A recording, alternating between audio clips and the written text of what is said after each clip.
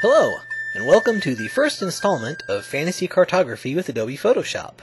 I'm Butch Curry from Zombie Nirvana Games. In this series of podcasts, I'll show you some of my favorite tricks, tips, and techniques to create cool maps for your role-playing game. For our first few lessons, I'll show you some of the techniques I used to create this map. It's a favorite of mine and of folks who visited my site. So let's get started. First, we're going to create the paper background that this map is built on. Obviously, we want to start by making a new document. Nothing fancy here, just make sure you're working in RGB color mode, because many of the filters that Photoshop uses only work in RGB. Next, we want to come down and create a new layer. Always like to work on a new layer instead of working on the background.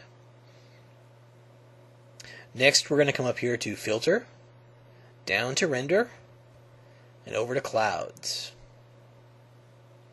Doesn't look much like paper yet. The real trick comes by going to Filter again, down to Stylize, and over to Emboss. And right away, you'll see that starts to look a lot more like paper. You can play around with the height. Whoa, too much. There we go. Play around with the amount. You get different effects. Maybe make it a little smoother or a little more crinkly. Personally, I like it right around 120, 125 with a height of about 4 pixels. This looks pretty good, but it's not quite the color we want. We're going to change that by adding a fill or adjustment layer. That is the circle that's half black and half white down at the bottom of the Layers palette. We're going to click on that and come up to Hue Saturation. This is going to allow us to colorize our paper. So obviously we want to click on Colorize.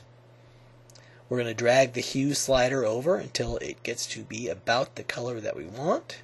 Something in the 30s or 40s, most likely.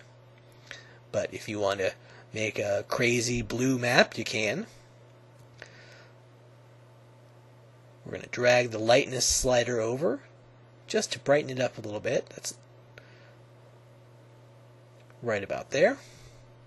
That looks pretty good, so we're going to click on OK. Now, if we come back and look at our original map, you'll see it has this rough deckled edge. There are a lot of ways you can get that. I'm going to show you my favorite. We're going to come back over here to our original paper layer, layer 1. Then I'm going to grab the marquee tool. Just going to drag out a rectangle just inside the edges. Then the lasso tool. I want to make sure that that is set to subtract from the selection. That's this button here. So basically anywhere where we lasso is going to remove from the selection. We can make tears, or just make the edge a little more ragged, just like this. Just want to start outside the selection and end up outside the selection. Just like that. Like that. You don't have to be too precise. As a matter of fact, it might even be better if you're not too precise. Cut the corners off. Cut a corner off. And just real quick, make this a little more ragged. Just like that. Next, we're going to come down here and add a layer mask. That's the white circle inside a rectangle at the bottom of the Layers palette. That's going to mask out the area that we didn't have selected. Now that looks pretty good, but it's not nearly rough enough.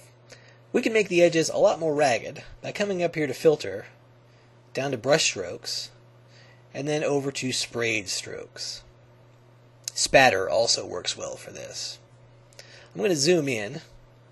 We're looking at the layer mask again here, not at the picture itself. We haven't done anything to the original paper. We're just affecting the mask that's hiding the edge. And already you can see by getting a close look at this layer mask that the edge is starting to look a lot more ragged.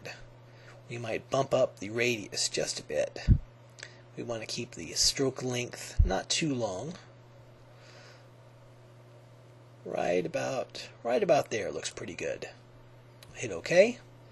And there you can see the edge has gotten a lot more ragged. Once you've added this rough, ragged edge, you might find a few little stray spots. Like you can see right in here where there's maybe a little hole that we don't want. You can always just go in with a brush, not nearly that big. Switch to black and just brush that out. If there are any little spots like that you need to fix. Just like that. In the next lesson, we'll finish aging our parchment background, and you'll see why I've chosen to create it using these particular steps when I make an even crinklier version. If you have a request for a future podcast, or if you just want more information about me or my upcoming book, conveniently titled Fantasy Cartography with Adobe Photoshop, visit my website, zombienirvana.com. I look forward to hearing your feedback. Thanks for listening, and happy mapping! Will ye go, lassie, will you go?